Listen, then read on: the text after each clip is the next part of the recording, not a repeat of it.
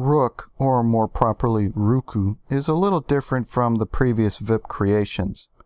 He was released on November 17, 2009, but his development sort of started a year earlier. Back when Ruko was being designed in 2008, a user named Yuji created a voice bank for Ruko's male version. However, there were some VIP users who thought it could be improved, but before an improved version could be finalized, someone else offered a voice bank, and that newer one was chosen as Ruko's male voice bank. I also read that Yuji's voice bank was created because the first choice's voice bank was originally delayed, but then that provider suddenly came back in time to finish it, and that is why Yuji's voice bank wasn't used for Ruko. Either way, VIP users didn't want Yuji's voice bank to go to waste, so they ultimately created a new character just for it. Because he was born from one of Ruko's potential voice banks, Rook has become almost Ruko's sidekick, I guess you could say. Rook looks up to her and sticks by her side, at least when he's around. His profile says that he is habitually late to everything, possibly because, in an effort to emulate Ruko, he oversleeps often, which is also why he is very tall. However, he is a little bit shorter than Ruko, and he seems to hate that fact, so he wears platform shoes in order to be taller than her. Rook also has the ability to transform into a dog for some reason. Many of his songs are duets with Ruko's voice banks.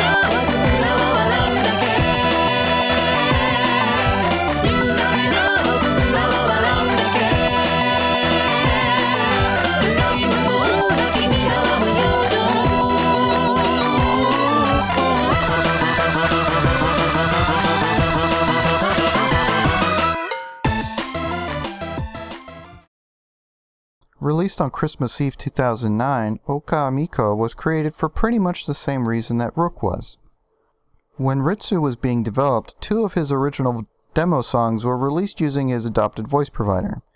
But there was also a 3rd demo song released using another voice. That voice provider goes by the name of Akazukin, which is one way the Japanese refer to Little Red Riding Hood. So Vip decided to create another Utau character loosely inspired by the story using her voice. The result was Miko, whose name is a Japanese anagram for Okamiko, or wolf child, which is why she is able to transform into a wolf. But while Miko can transform like Rook can, her transformation was given a little bit more of a purpose. Her personality changes when she is in wolf form, which is likely because she was heavily inspired by the character Horo from the light novel Spice and Wolf, so I assume that Miko is also meant to be a form of deity. The specific kind of wolf she transforms into is known as the Japanese wolf, also known as the Honshu wolf, which was unfortunately declared extinct in 1905. Miko's wolf form also has its own voice bank, although only her human voice bank currently has appends. あの日交わした二人のちりその心の内には残っていますか思い出すのですあなたの姿弱い三つ半時計忘れられず作りし二人などは桜はたやすく壊すのですこの見えない壁に阻まれて二人ずっと同じ月を見てるはずだけれど届かずあなたのことを守りますあなたへ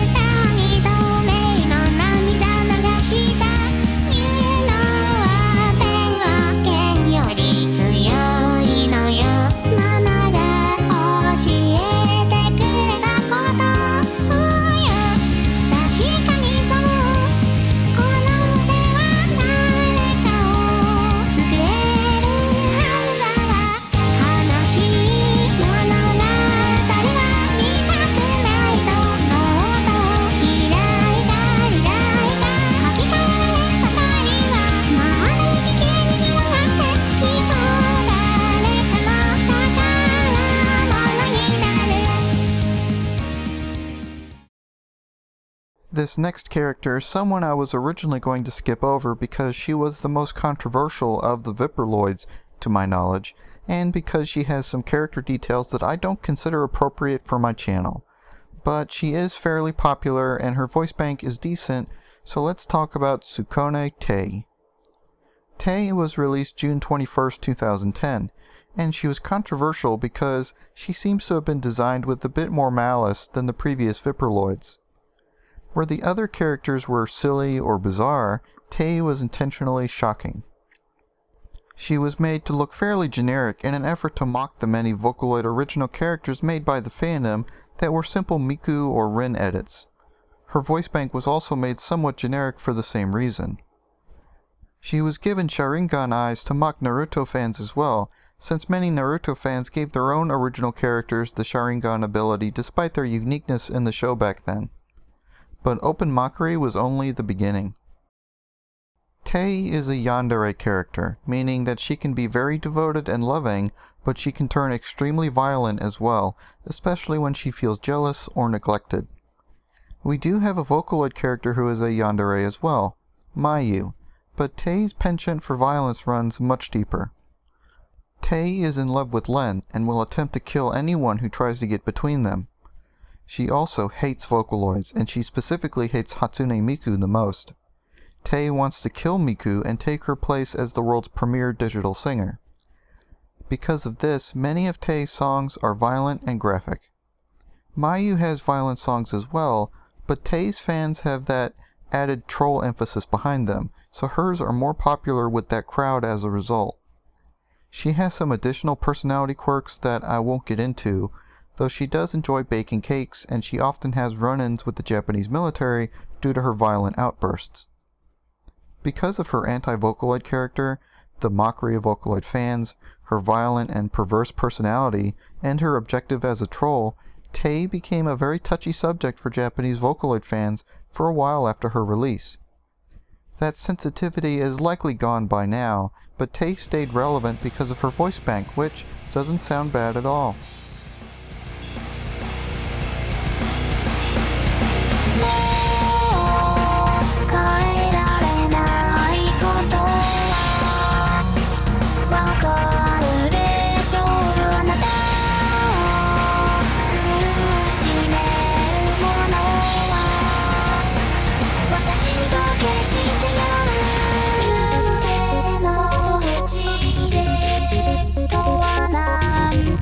What